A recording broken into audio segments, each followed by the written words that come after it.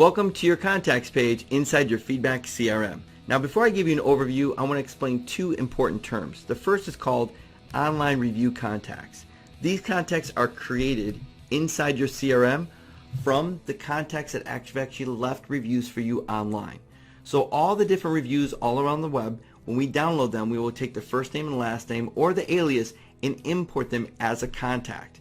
But you also have imported contacts, which are contacts that you or we have actually imported into the CRM by either via email, a sign-in form or web form, or imported list. So you can see here there are 460 online review contacts that we found all around the web that have left reviews for you online, and there's 424 contacts that we've imported into your CRM by either emailing them in, filling out a web form, or actually uploading and importing a list.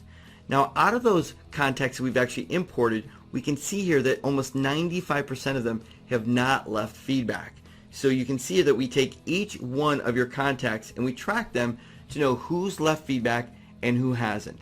And the third area right here is all your negative reviews, both from online reviews and also from feedback reviews. So you can see here we have 48 unresolved and 8 resolved negative feedback. So at a glance, you can see what's going on with all your contacts based on those that are online, those you've imported, and most importantly, if someone hasn't left favorable feedback for you, how to actually resolve that. Now below your analytics are 4 tabs: contacts, feedback reviews, online reviews, and negative reviews. So your contacts tab simply gives you all the latest contacts, both online review contacts and imported contacts, based on the order they actually were imported into your CRM. In order to filter out feedback reviews from online reviews, we actually simply gave you 2 different tabs. So if you want to see the latest contacts that left you feedback from the feedback pages that we'll email out to them, you can click on this tab. If you want to see the latest online reviews that you've gotten in those contacts, you simply click on online reviews and we'll show you only those contacts. Now this 4th tab is important because it actually houses both your negative feedback that's online and your feedback that's negative from feedback pages. So it's not one or the other, it's both. So if you click on negative reviews, you're going to see all the negative reviews you've been left both from the feedback page and online reviews. So how do you resolve this? Pretty easily. You would click on the contact's name. So you can see here Tara, we only have her first name and last initial. We don't have any other information about her at all, because she left us a review on TripAdvisor, and that's all the information they allow to be shown publicly. So let's say I want to resolve this review. What would I do? I'd simply click resolve, and it would take me directly to TripAdvisor, where I could actually see that negative review. I could then log in, and because she left a review on my listing, I could actually respond directly to her. And then what I would do is I would just check this box saying, hey, I contacted her and resolved it, and click OK.